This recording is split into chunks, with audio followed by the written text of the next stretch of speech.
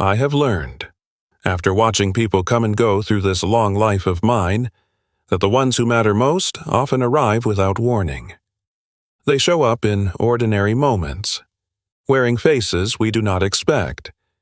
And every now and then, if we pay attention, something crosses our path that changes the direction of everything that follows.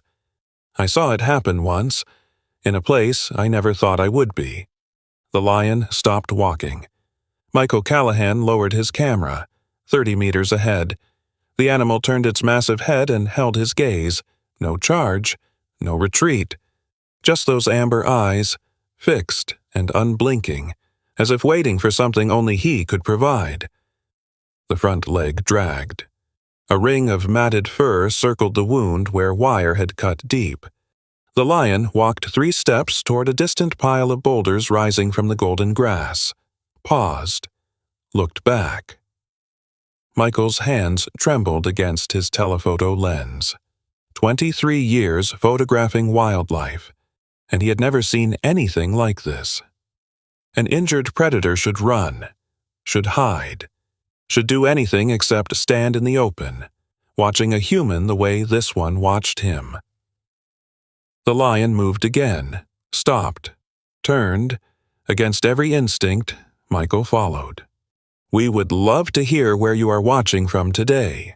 If this story speaks to you, consider subscribing. It helps us bring more moments like this to folks who appreciate a good tale. The previous dawn had arrived gray and still. Michael's Land Cruiser rolled to a stop outside the Serengeti Lion Research Camp, a scattered collection of canvas tents and sun-bleached wooden structures beneath a grove of acacia trees. Dust coated everything. The air smelled of dry grass and wood smoke. Inside the main tent, a silver-haired man sat behind a folding table, pouring coffee from a dented tin pot. He did not stand when Michael entered, did not extend a hand, just looked up with the measured assessment of someone who had spent decades reading people the way others read weather. Callahan. That's right. Hal Brennan.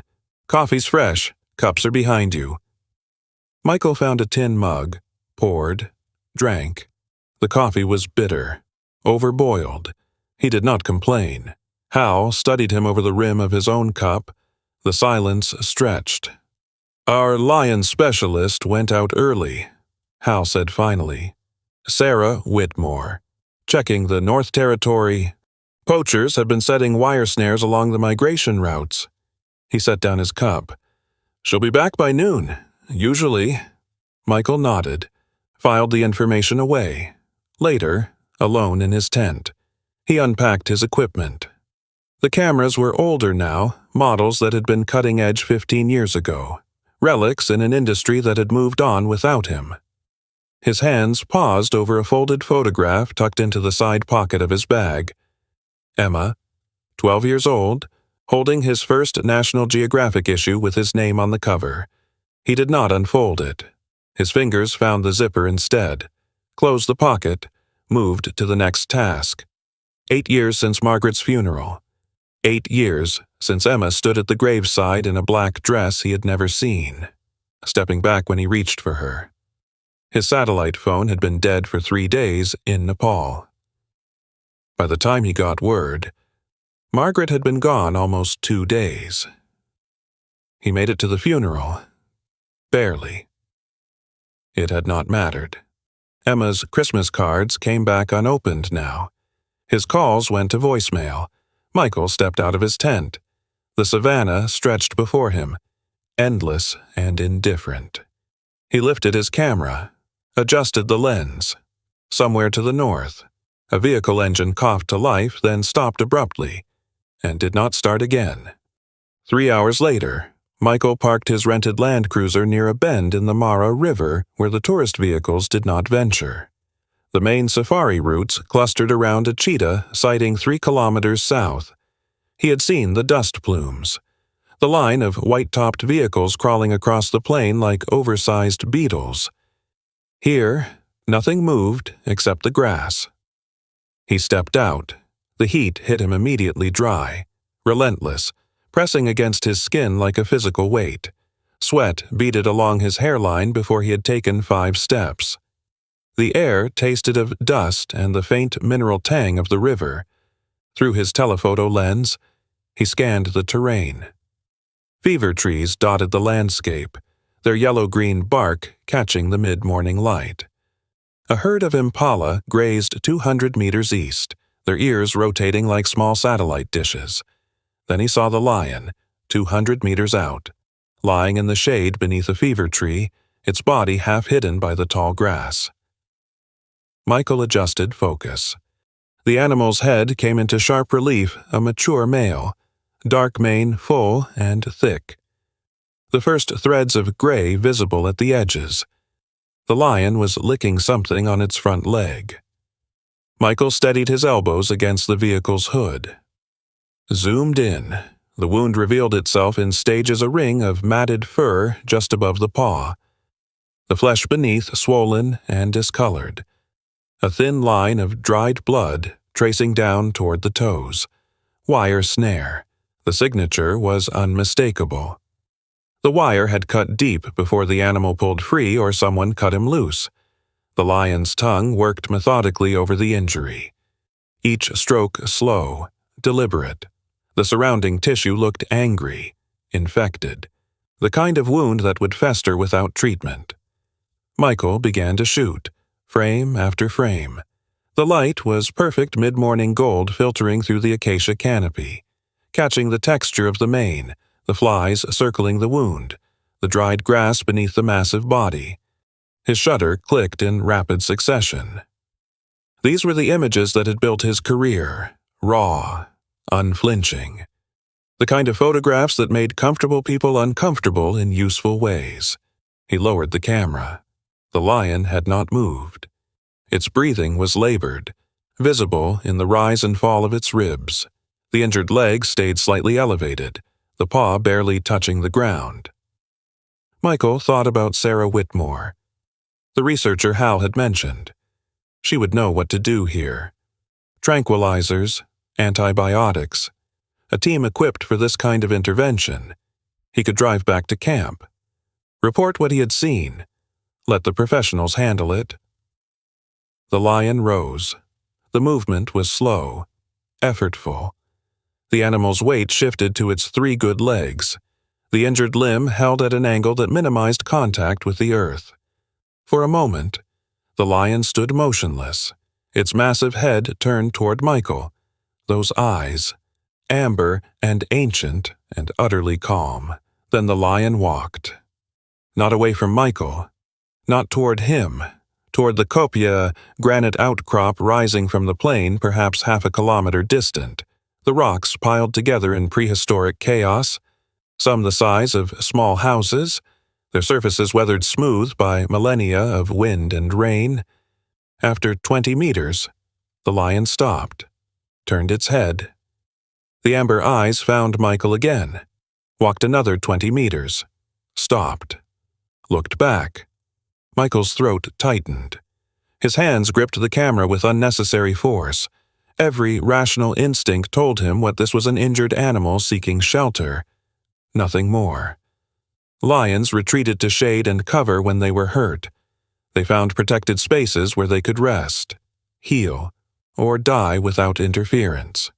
The kopje offered shade, protection, water, possibly, in the crevices between rocks. That was all this was. The lion moved again, slower now, the limp more pronounced. Michael looked back at his vehicle. The camp was an hour's drive.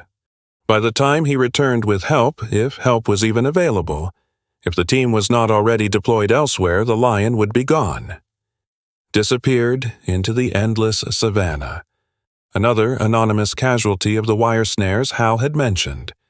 His canteen was half full. His phone had 2 bars of signal. He had water, communication, daylight. All the things a sensible man needed to make sensible decisions.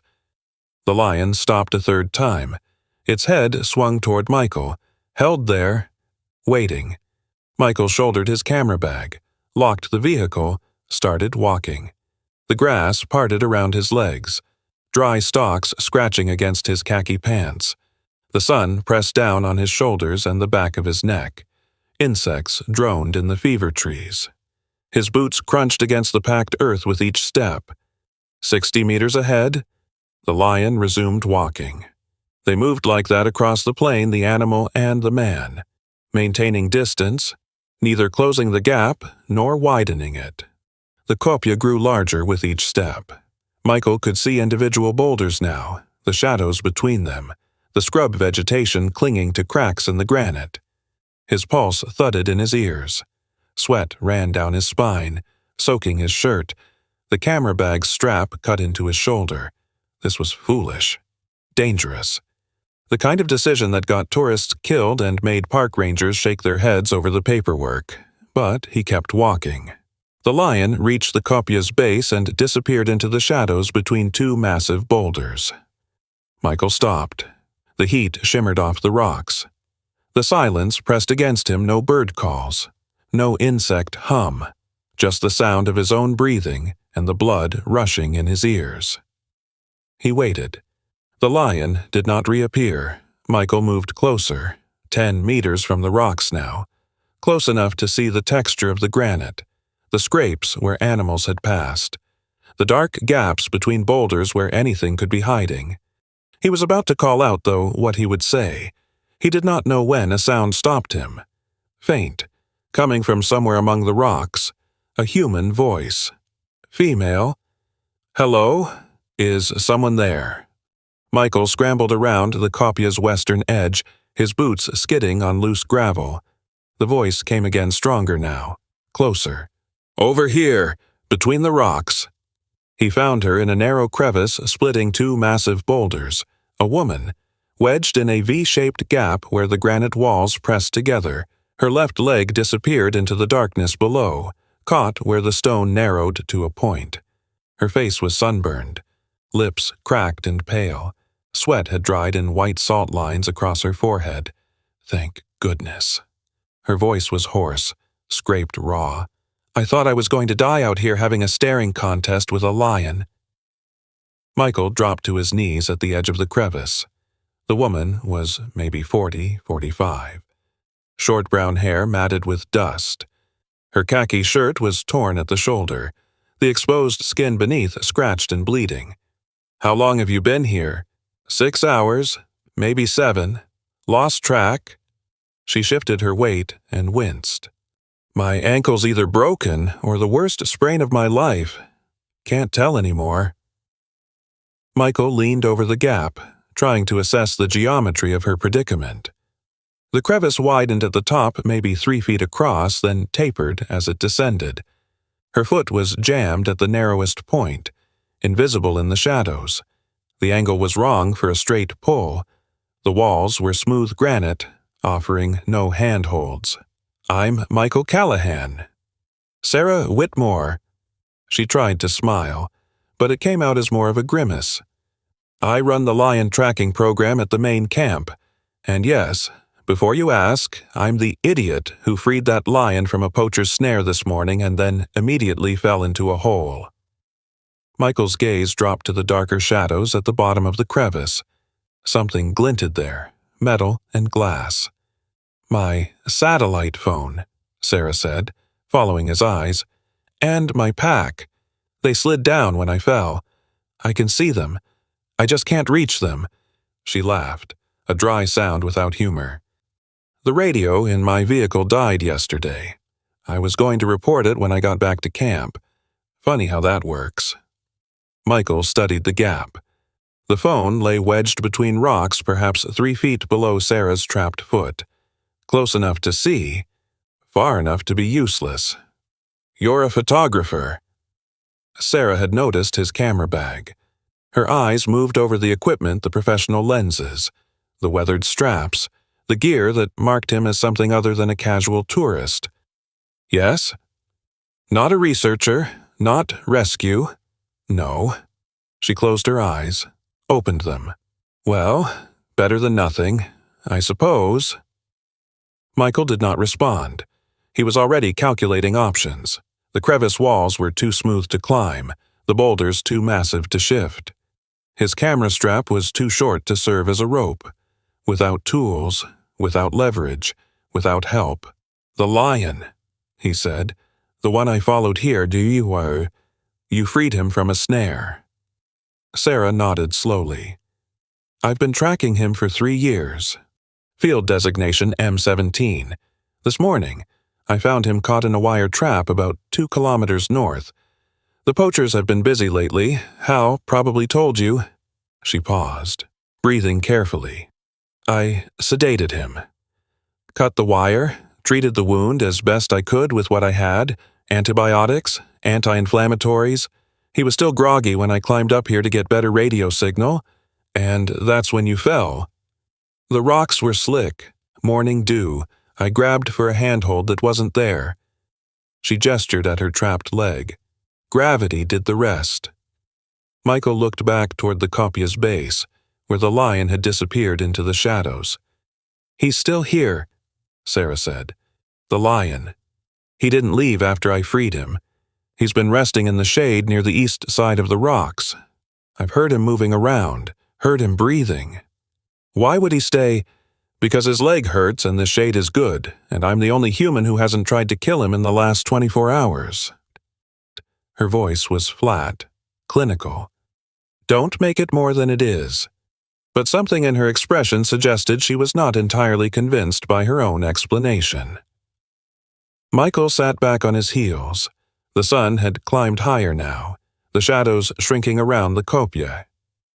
Heat radiated from the granite in waves he could feel against his face. "Your camp knows you're out here. They know I went to check the North Territory. They don't know exactly where." She swallowed dryly.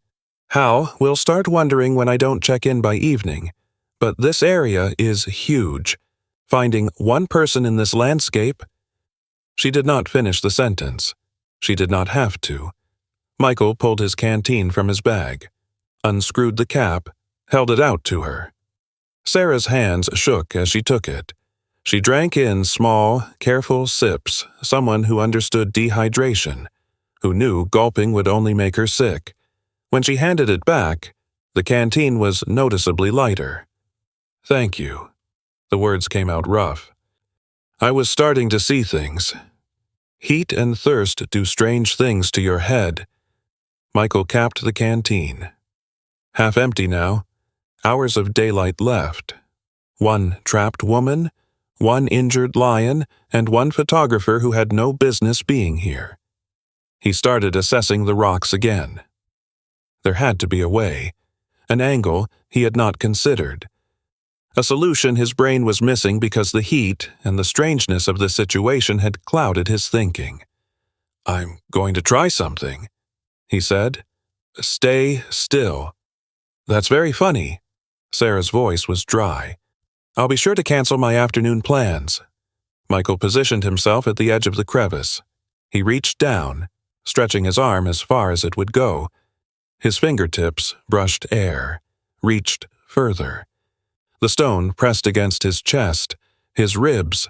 He strained until his shoulder socket screamed in protest. Nothing. 3 feet short at minimum. He pulled back, rolled onto his side, tried approaching from a different angle lying flat, extending both arms into the gap. The walls pressed against his shoulders. He could not fit. "It won't work." Sarah's voice was gentle now, patient. "I tried everything for the first 2 hours. Screaming, wiggling, digging at the rock with my fingernails." She held up her hands. Her nails were torn, several bleeding at the quick. "This stone has been sitting here since before humans existed. It's not going anywhere." Michael pulled back, sat against the boulder. His hands were scraped now too, raw from the granite. The lion emerged from the shadows on the kopje's east side. It settled 30 meters away, lowering its massive body to the ground with obvious effort. The injured leg extended, the paw resting on the cool earth. 3 creatures now, all of them stuck, all of them waiting. "He stayed," Michael said. "He stayed. You freed him, and he stayed." Sarah was quiet for a long moment. When she spoke, Her voice was barely above a whisper. "I know what you're thinking, but lions don't work that way. They're not capable of gratitude. They don't understand debt or obligation. He's here because he's hurt, and this is shade, and I stopped being a threat." Michael watched the lion watching them, those amber eyes, half-lidded in the heat. "Then why did he lead me here?" Sarah had no answer. The sun climbed higher, the shadows grew shorter, and somewhere in the distance, the first hyena began to call. The afternoon stretched before them, brutal and indifferent. Michael worked through every option his mind could produce. He tried the direct approach first, positioning himself at the edge of the crevice, reaching down to grip Sarah's arms, pulling with his legs braced against the stone. Her body did not move. The angle was wrong. His lower back screamed in protest, the muscles seizing in a way that would cost him for days. "Stop!" Sarah's voice was strained. "You're going to hurt yourself." He did not stop. He adjusted his grip, tried again, pulled until his vision blurred at the edges and sweat dripped from his chin into the darkness below. Nothing. He sat back, breathing hard. The sun had shifted, the shadows creeping across the copia's face like dark water. His canteen was down to a quarter. Sarah had not asked for more, but he could see the way she kept swallowing, her throat working against the dryness. She pulled a small metal flask from her shirt pocket, the kind hikers carried for emergencies, and took a careful sip. "Nearly empty now," he guessed. "The camera strap," he said. "I can use it as a rope." He unclipped the strap from his bag. Professional grade, reinforced nylon. He had trusted it with $20,000 of equipment over the years. It measured perhaps 4 feet from end to end.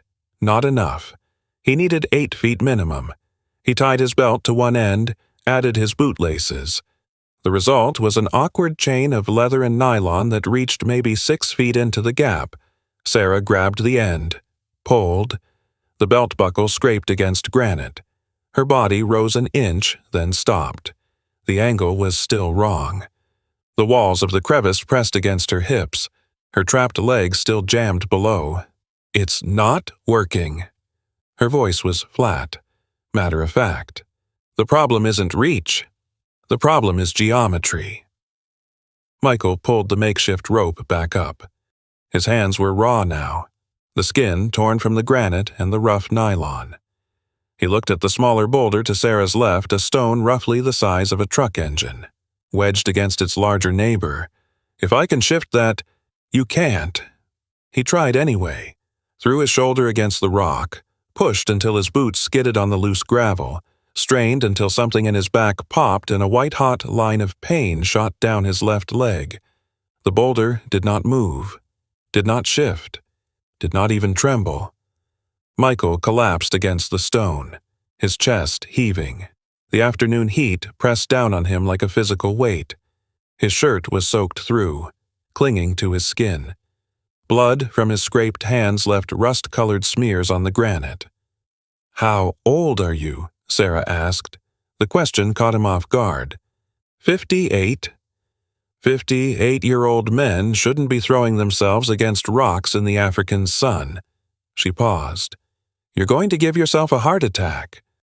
"I'm not leaving you here. I'm not asking you to leave. I'm asking you to stop wasting energy on things that won't work." Michael closed his eyes. The darkness behind his lids was the same temperature as the air, hot, dry, offering no relief. When he opened them again, Sarah was watching him with an expression he could not read. "You're a photographer," she said. "We established that. A wildlife photographer. That's what the equipment says." Her voice had taken on a different quality, now sharper, more probing. "So, what are you really doing out here following injured lions across the savannah? Playing rescue hero? That's not in the job description." Michael wiped sweat from his forehead. His hand came away gritty with dust and dried blood. "I was looking for a portfolio shot." "Of course you were." Something shifted in her tone. "That's what you people do. Isn't it fly in from wherever? Capture your images, fly out, take what you need, leave nothing behind. You don't know anything about what I do. I know plenty. I've been watching photographers cycle through this territory for 12 years. They show up with their expensive gear and their romanticized ideas about Africa. They want the perfect shot of the noble lion, the majestic elephant, the dramatic kill. They don't want to know about the wire snares or the poisoned water holes or the cubs that starve when their mothers get shot by trophy hunters. Michael's jaw tightened. And you're so much better hiding in the bush, tracking animals, building your career on their suffering. I'm trying to protect them. By writing papers nobody reads, by filing reports that sit in government offices gathering dust. The words came out harsher than he had intended, but he did not take them back. What have you actually saved, Dr. Whitmore, in 12 years? How many lions are still alive because of your research? Sarah's face went rigid. A muscle twitched beneath her left eye. You don't get to ask me that. Why not? Because the answer isn't what you want it to be. Because you don't know anything about what I've sacrificed for this work. Her voice was low now, controlled. My marriage ended because my husband said I loved lions more than I loved him. He wasn't wrong. I chose this. She gestured at the rocks. The savannah, the endless sky, over a house in Connecticut, and children and Sunday dinners with his parents. I chose it knowing exactly what I was giving up. Michael was quiet for a moment. The heat shimmered between them, distorting the air. My wife died 8 years ago. The words came out flat, stripped of emotion. I was supposed to be there. I wasn't. Sarah's expression shifted. The anger did not disappear, but something else moved behind it.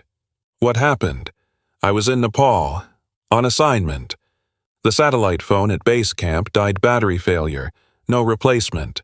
By the time I got word, she'd been gone almost 2 days. He looked at his hands, the blood drying in the creases of his palms. Her name was Margaret. We were married for 26 years. I'm sorry. Don't be. He picked at a loose flap of skin on his thumb. My daughter said the same thing everyone says. You should have been there. She was right. I should have been, but I wasn't. The estrangement. 8 years of silence. She doesn't answer my calls, doesn't open my letters. He laughed, a short sound without humor. I came to Africa because I couldn't stand the quiet anymore. I told myself it was about the photography. One last portfolio to prove I'm still relevant, but that's not really why I'm here. Why are you here? Michael did not answer immediately. The question sat between them, heavy as the afternoon heat. I don't know, he said finally. Running, maybe. Hiding, hoping something out here will fix whatever's broken inside me. He shook his head. That's a young man's fantasy. But I'm 58 and I still believe it. The anger had drained from Sarah's face. What replaced it was harder to name something that might have been recognition.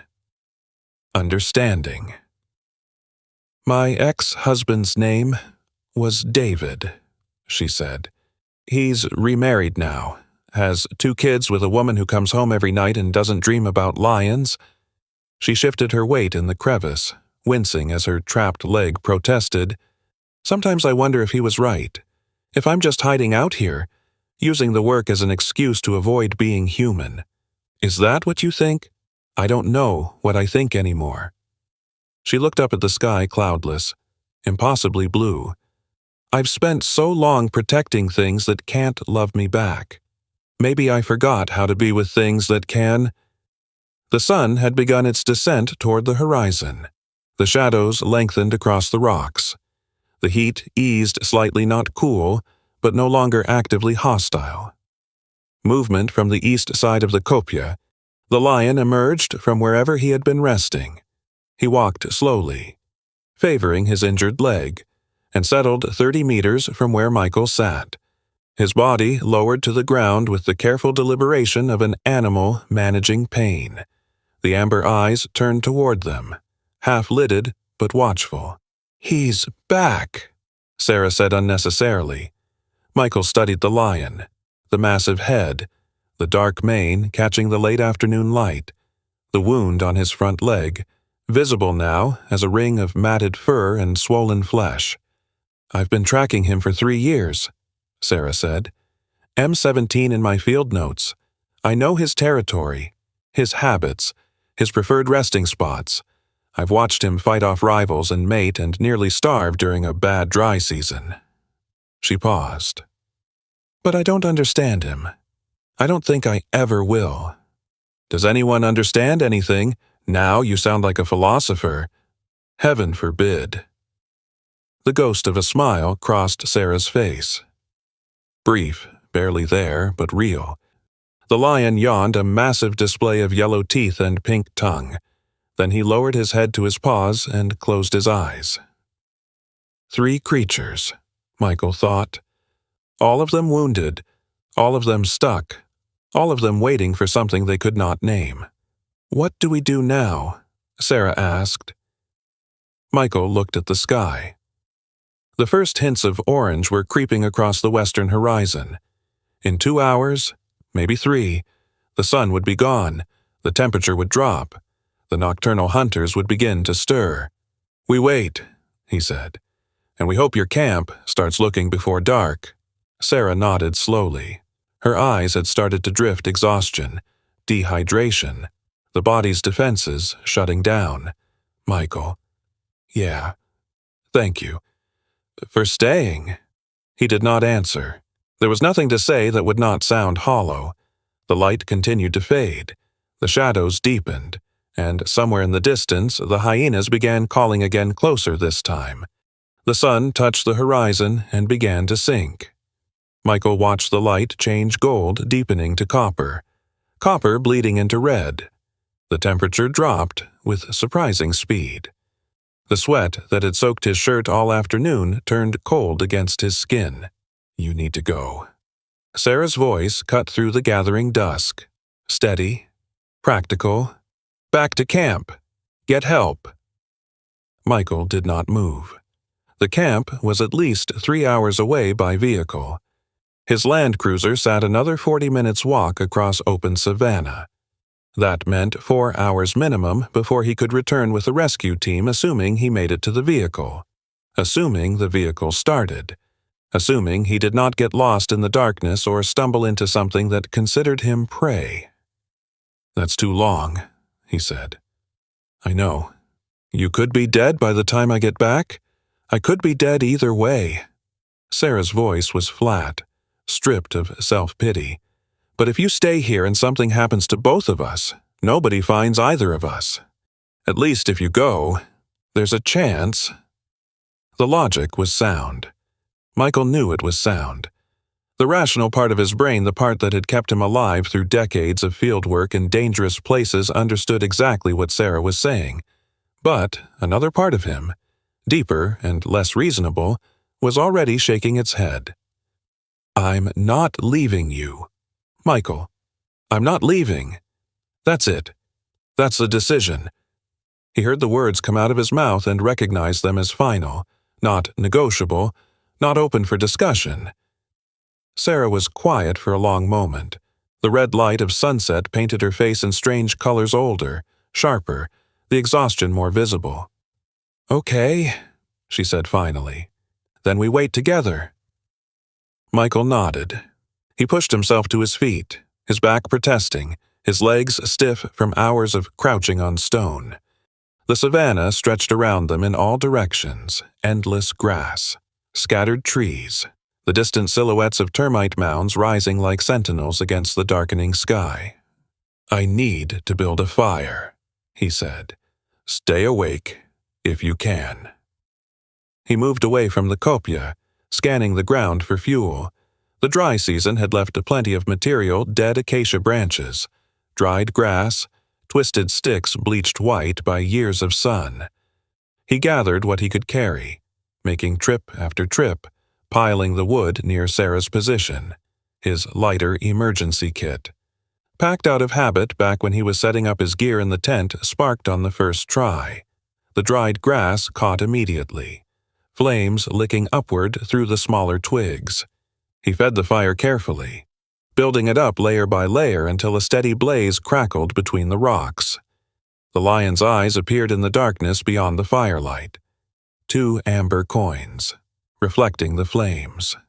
The animal had not moved from its resting spot, 30 meters away. Just watching, Michael settled against a boulder, positioning himself between Sarah and the open savanna. The fire threw dancing shadows across the rocks. The heat felt good after the rapid cooling of the desert night. "My daughter," he said. The words came out without planning. "Her name is Emma." Sarah did not respond, just listened. "She's 32 now, works in Portland. Something with environmental policy, I don't know the details because she doesn't tell me. Hasn't told me anything in 8 years." He picked up a stick, poked at the fire. Sparks rose into the darkness. "The last time I saw her face to face was at Margaret's funeral. She stood at the graveside in a black dress I'd never seen before. When I tried to hug her, she stepped back. Just away. Not dramatic, just away." The fire crackled. Somewhere in the distance, a hyena called that strange, whooping laugh of love that carried for miles. "I've replayed that moment 1,000 times. Michael continued, "trying to figure out what I could have said, what I should have done, but the truth is, there wasn't anything. The damage was already done. I'd been choosing work over family for 20 years, missing birthdays, anniversaries, school plays, always promising I'd make it up later, always believing there'd be time." He fell silent. The stick in his hand had burned down to a glowing ember. He tossed it into the fire. "There wasn't time," he said. "There never is. And by the time I understood that, Margaret was gone and Emma had decided she was better off without me." Sarah's voice came from the darkness of the crevice. Softer now. Careful. "Do you think she was right?" "I don't know." Michael stared into the flames. "Maybe. Probably. I wasn't a good father. I wasn't a good husband. I was good at taking pictures and terrible at being present." He laughed, a short sound without humor. "That's a rough trade." The fire popped. A log shifted, sending up another shower of sparks. "My mother died when I was 19. Sarah's voice was quiet, almost conversational. "Cancer. Long and ugly. The way those things usually are. I was in my sophomore year at Cornell, pre-vet. I came home one weekend a month. Told myself that was enough. Told myself my future mattered more than sitting in a hospital room watching her disappear." Michael turned toward her voice. In the flickering firelight, he could see the outline of her face, the sharp cheekbones, the cracked lips, the eyes reflecting orange and gold. "The last time I saw her, she was asleep. I stood in the doorway of her room for maybe 5 minutes, watching her breathe. I thought about waking her up, thought about sitting down, holding her hand, telling her I loved her." Sarah paused. "But I had an exam, organic chemistry. So I left a note on her nightstand and drove back to school. She died 3 days later. The hyenas called again, called. Closer this time." Michael's hand moved instinctively toward a rock, something he could throw if he needed to. "I have this memory," Sarah continued. "Or maybe I made it up, but I swear I remember standing in that doorway, and something in my chest saying, 'Stay, just stay, sit here with her. The exam doesn't matter.'" Her voice caught slightly, then steadied. "But I didn't listen. I told myself there would be more time. There wasn't." The fire crackled between them. The lion's eyes still glowed in the darkness, patient, watchful, unknowable. "The thing I learned," Sarah said, "the thing that took me 20 years to figure out is that you don't get to go back and fix it. The moment passes. It's gone. You just get to carry it. Wake up every morning knowing you made a choice you can't unmake. Michael nodded slowly. The weight of her words settled into him, familiar and heavy. But sometimes, Sarah continued, if you're lucky, you get another chance, not with the same person, not in the same moment. The original mistake stays a mistake forever, but you get a chance to do better with someone else, to stay when staying matters. She fell quiet. The fire had burned down slightly, the flames lower but steadier now. Michael fed it another branch. You're here now. Sarah's voice was barely above a whisper. That's what you have. That's all any of us ever have. Michael did not answer. The words hung in the air between them, fragile and precise. The lion shifted in the darkness beyond the firelight. The great head lifted, the ears rotating toward something Michael could not hear. The amber eyes widened slightly. Then Michael heard it too. Not the hyenas. Something else. Multiple somethings, moving through the grass with coordinated purpose. The soft pad of heavy feet. The whisper of the bodies pushing through dry stalks. The lion rose to its feet. Injured leg held off the ground. A low growl built in its chest, not loud, but deep enough that Michael felt it vibrating in his own ribs. Michael. Sarah's voice was sharp now, alert. What is it? He grabbed a burning branch from the fire, held it in front of him like a weapon. The flames cast wild shadows across the rocks. The first pair of eyes appeared at the edge of the firelight, then another, then two more. Spotted hyenas, 4 of them, moving in a loose semicircle around the kopje, and they were not leaving. The lead hyena was female, massive, maybe 100 pounds of muscle and bone and teeth, her spotted coat catching the firelight as she moved. She circled to Michael's left, testing the perimeter, her eyes never leaving his face. Michael thrust the burning branch toward her. Get back! The hyena did not flinch, just adjusted her angle, kept circling. The other 3 spread out, 1 to his right, 2 behind. They moved with the patient coordination of animals that had done this before. No rush, no wasted energy, just steady, systematic pressure. Michael's throat was raw from shouting. He grabbed a rock from the ground, hurled it at the nearest hyena. The stone struck its shoulder. The animal yelped, retreated 3 steps, then resumed its position. Michael. Sarah's voice from the crevice. Tight. Controlled. The fire's dying. He looked. She was right. The flames had burned down to embers and glowing coals. His pile of gathered wood was almost gone, a few twisted branches, barely enough for another 10 minutes. The lead female moved closer, 8 meters now, her lips pulled back, revealing teeth that could crush bone like dry sticks. Michael screamed at her, a raw, wordless sound torn from somewhere deep in his chest. He waved the burning branch in wild arcs, sparks trailing through the darkness. The hyena held her ground, watching, waiting. His arms were shaking. His legs trembled beneath him. The muscles in his back had locked into knots of pain that sent shooting agony down his spine with every movement. 7 meters. He threw another rock. Missed. The stone clattered uselessly against the kopje behind the pack. 6 meters. Michael. Sarah's voice was sharp now, urgent. Behind you. He spun. One of the other hyenas had crept within 4 meters while his attention was fixed on the leader. Yellow eyes gleamed in the firelight. The animal's shoulders were hunched, its body coiled for a charge. Michael lunged at it with the branch. The flames had burned down to a smoking stub, barely enough to threaten. The hyena dodged sideways, circling back to join the others. His lungs burned. Sweat poured down his face despite the cold night air. His hands were slick on the branch, the bark slippery with blood from his torn palms. The fire guttered, died to coals. The darkness closed in, 5 meters now.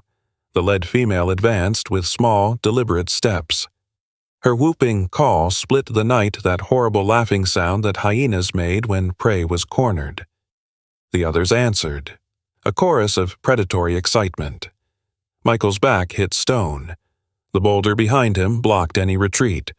He was trapped between rock and teeth with nothing but a smoking stick and failing strength. 4 meters. His legs were giving out. He could feel them buckling, the muscles refusing to hold his weight. His vision blurred at the edges. Exhaustion, terror, dehydration combining into a gray fog that threatened to swallow him whole. 3 meters. The hyena's eyes fixed on his throat.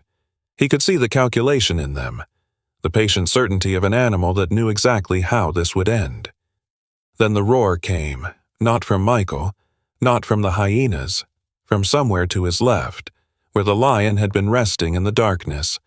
The sound was weaker than it should have been, rougher, shorter, the roar of an animal in pain, but it was still the roar of a lion. Still the sound that had ruled this savanna for 1,000,000 years. The hyenas froze. The laid female's head snapped toward the sound. Her body went rigid. The others clustered behind her, their courage suddenly uncertain. The lion roared again. Closer now.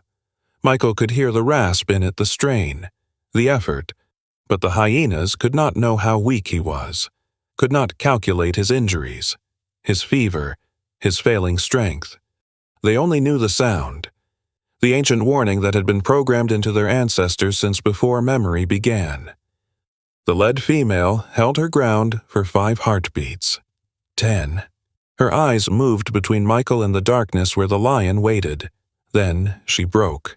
She turned and ran.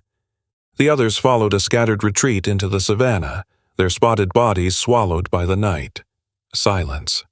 Michael's legs gave out. He hit the ground hard. His knees struck stone. His hands caught his fall, the impact jarring up through his wrists and shoulders. He crumpled forward, his forehead pressing into the African dirt. His body was shaking. Not trembling, shaking. Violent, uncontrollable spasms that racked his frame from head to foot. His breath came in ragged gasps. His fingers clawed at the earth, digging furrows in the dust. Something broke inside him. Not a bone, not a muscle, something deeper. Something that had been holding together for years, decades, through sheer force of will and denial. The sounds that came out of his mouth were not words, not sobs. Something between animal noises, broken and ugly. The sounds a man made when he had nothing left to hide behind. Tears streamed down his face. His nose ran, dust and snot and salt mixed on his lips, filling his mouth with the taste of his own collapse. He was on his hands and knees in the dirt like a child, like an animal, like the pathetic thing he had always known himself to be. "I can't." The words came out in fragments, choked, strangled. "I can't do anything right." He could feel Sarah watching from the crevice, could feel her eyes on his back, the witness to his complete humiliation. The night Margaret died, he could not stop talking, could not hold it back anymore. The words poured out like blood from a wound. "Her brother called me, in Nepal. He told me she was gone. Told me she'd been asking for me at the end, asking where I was." His body heaved. More sounds came out ugly, wet, broken. And then he said he'd heard about my award, the conservation prize, some magazine thing. He mentioned it right after he told me my wife was dead. Michael pressed his face harder into the dirt. He could taste it now, grit between his teeth, dust coating his tongue. And for one second I felt proud. The confession came out as barely a whisper. My wife was still warm in a hospital bed 2 days away, and I felt a little glow of satisfaction. Because I had won something. Because someone had recognized my work. He was crying openly now. Tears cutting tracks through the dust on his face. His whole body shook with the force of it. "What kind of man does that?" His voice cracked, broke entirely. What kind of man feels proud while his wife is dead, while his daughter is sitting alone planning a funeral? He waited for Sarah's response. Waited for the disgust, the judgment, the confirmation of everything he had always believed about himself. The silence stretched. Then Sarah laughed. Not a cruel laugh, not a mocking one. Something smaller, quieter, almost tender. Michael's head lifted from the dirt. His face was streaked with tears and dust and snot, a mess of human wreckage staring into the darkness where Sarah's voice had come from. "Why are you laughing? Are you?" "Because you think that makes you a monster." Sarah's voice came from the darkness of the crevice, rough with exhaustion but steady. "It doesn't. It makes you a human being." Michael wiped his face with the back of his hand. Dust and tears smeared across his skin. His whole body felt hollowed out, empty in a way that was somehow lighter than before. "You don't understand."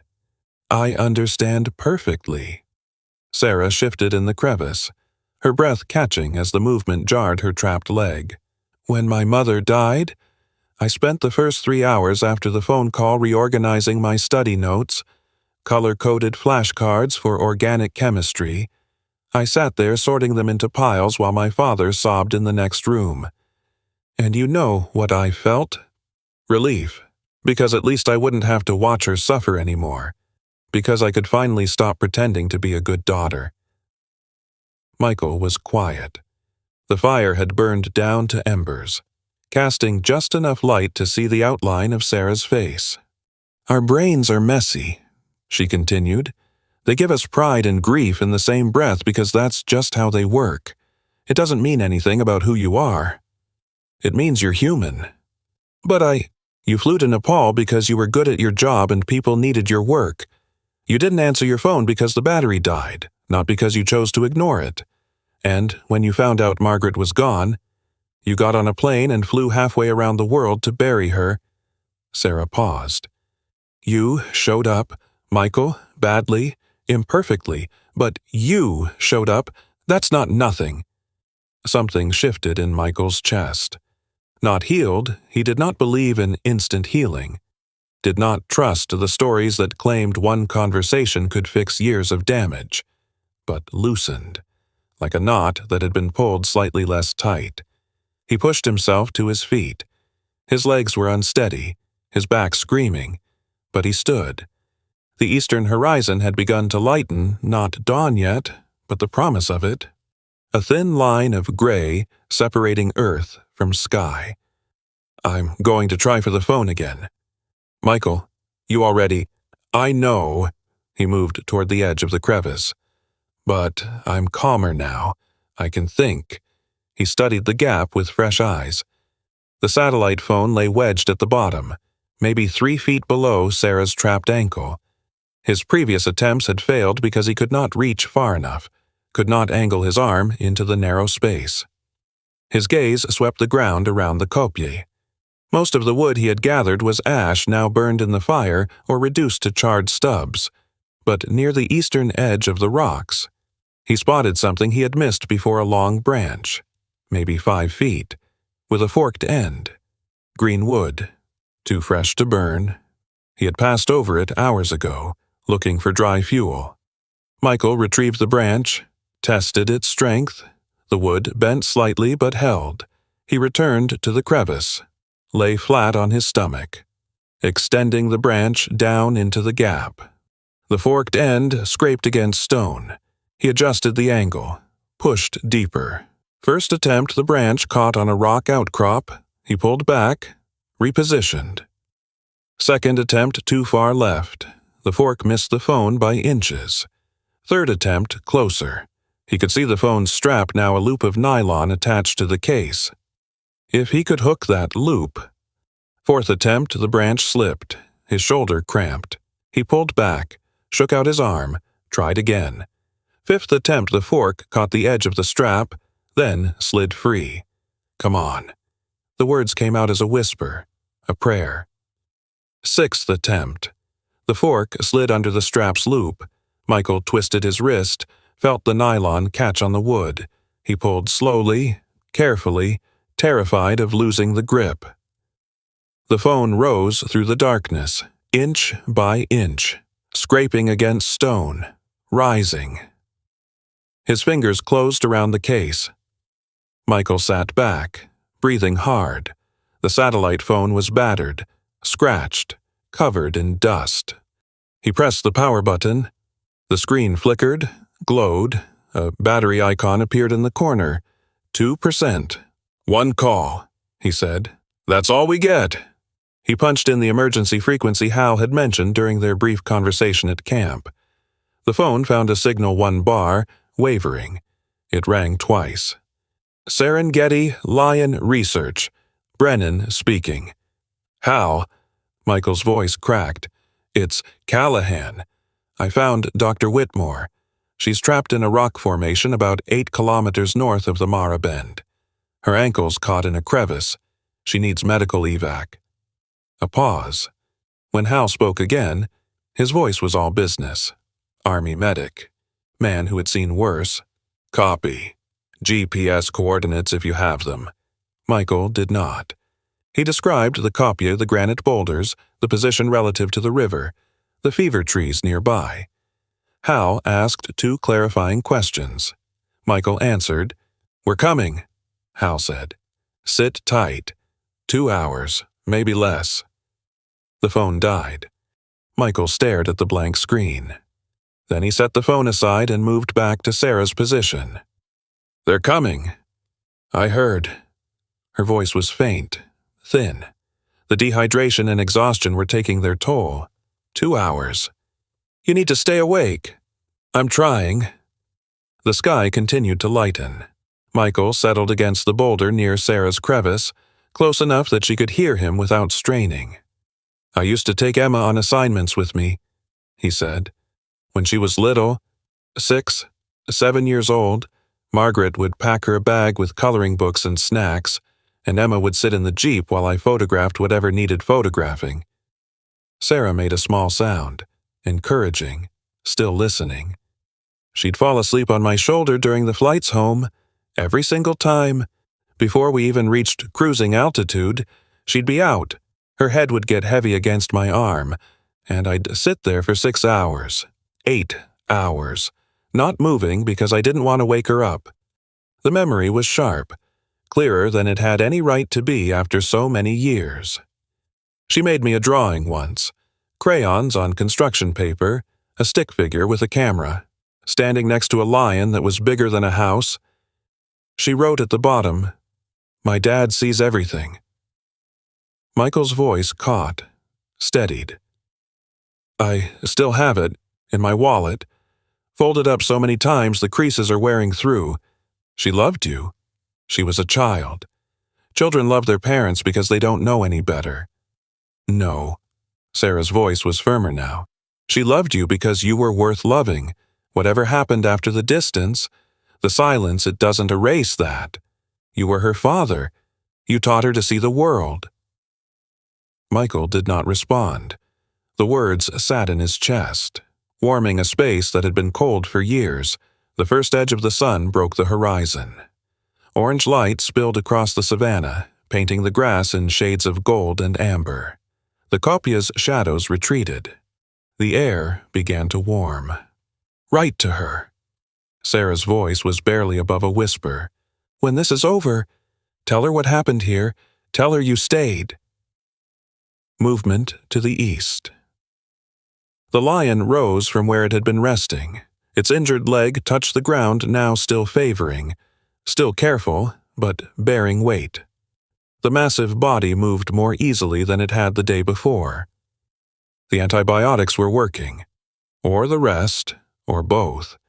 The animal walked to the edge of the kopje, stood silhouetted against the rising sun, its dark mane catching the light. For one long moment, those amber eyes found Michael's. Then the lion turned and walked into the tall grass. The golden stalks closed behind him. Within seconds, he was gone, absorbed into the landscape as if he had never existed. Michael watched the space where the lion had disappeared. The sun climbed higher. The shadows shortened. In the distance, dust plumes rose against the morning sky. 2 land cruisers, approaching fast. Hal worked with the efficiency of a man who had done this before. The rescue team brought ropes, a pulley system, a canvas harness designed for exactly this situation. Hal directed the operation from the edge of the crevice. His voice calm and precise, the voice of someone who had pulled wounded men from worse places than this. The extraction took 45 minutes.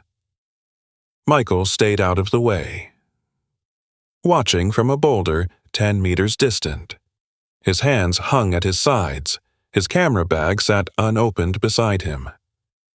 When Sarah's body finally emerged from the gap, she cried out a sharp sound that cut through the morning air. Her ankle was swollen, the skin mottled in shades of purple and green. Badly sprained. The medic said, "Not broken." She would walk again in a few weeks. They loaded her onto a stretcher. As the team prepared to move her to the waiting land cruiser, Sarah's eyes found Michael across the copia. She nodded, once, small. He nodded back. No words. None were needed. Hal approached while the others secured the stretcher. The older man's face was unreadable weathered, patient, the face of someone who had learned not to ask unnecessary questions. "You did good," Hal said. "I did what I could. That's all anyone does." They stood together for a moment, watching the team work. The sun had climbed higher now, burning off the last of the morning chill. The savanna stretched around them in every direction, endless grass, scattered trees, a landscape that had existed long before humans and would exist long after. Hal's gaze dropped to the camera bag at Michael's feet, untouched, unopened. Not taking pictures, Michael looked at the bag, then at the horizon, then back at Hal. "Some things aren't for taking." Hal nodded slowly. Something shifted in his expression, not quite a smile, but close. The team loaded Sarah into the lead vehicle. Michael climbed into the second. As the engine started and the convoy began to move, he turned in his seat and looked back at the copia, the pile of ancient granite where he had spent the longest night of his life. Half a kilometer out, a shape moved through the tall grass. The lion, walking steadily now, the injured leg bearing weight. The dark mane caught the morning light as the animal moved parallel to some invisible path only it could see. The lion did not look back, did not pause, just walked absorbed into the landscape until the golden grass swallowed him completely. Michael watched the space where the animal had disappeared. Then he turned forward and did not look back again. 3 days later, the camp porch faced west, toward the sunset. Michael sat in a wooden chair that creaked with every shift of his weight-old wood, worn smooth by years of use. A cup of tea steamed on the table beside him. The evening air smelled of wood smoke and dry grass and something floral he could not name.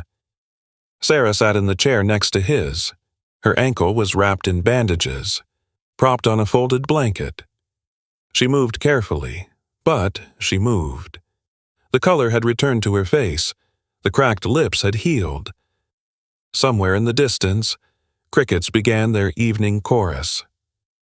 Michael reached into his shirt pocket, pulled out a folded envelope, the paper already soft from handling. "I wrote to her," he said. "Emma. Told her what happened here. What I learned." Sarah looked at the envelope, at his face, back at the envelope. "What did you say?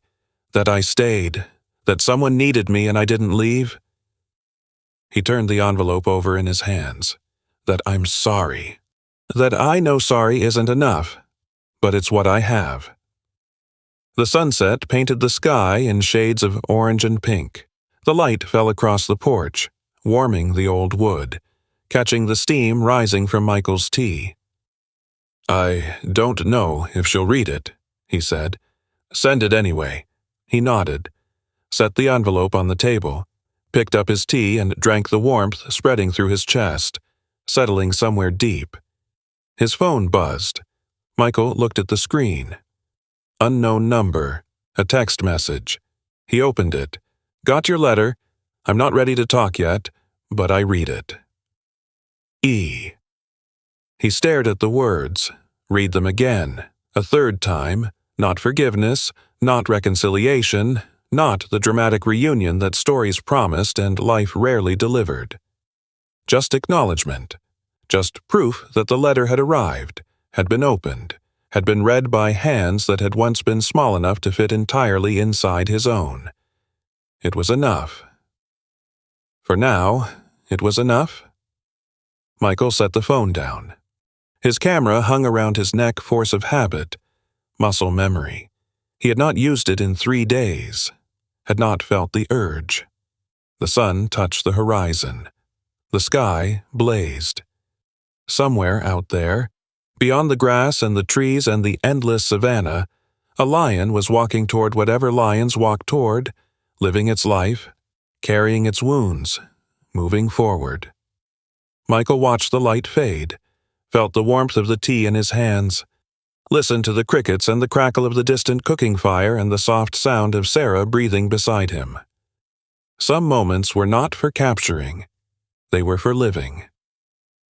There is a quietness that settles after a story like this one, something tender and unfinished, the way certain memories feel when they surface without warning, not heavy, exactly, just present. Familiar in the way old photographs are familiar, carrying weight we do not always know how to name. Many of us have stood where Michael stood, not in the African savannah, perhaps, not beside a lion or a woman trapped in stone, but in those moments when staying felt harder than leaving, when the easier choice was to walk away, and something inside us, something stubborn and tired and still hoping, refused to go. Some of us are still carrying letters we have not sent, still waiting for replies that may never come, still wondering if the people we love know that we love them, even when we have forgotten how to say it. It is all right if this story did not resolve everything it stirred up. Some things are not meant to be resolved. They are meant to be carried, gently, until we are ready to set them down. Thank you for staying until the end. Thank you for listening.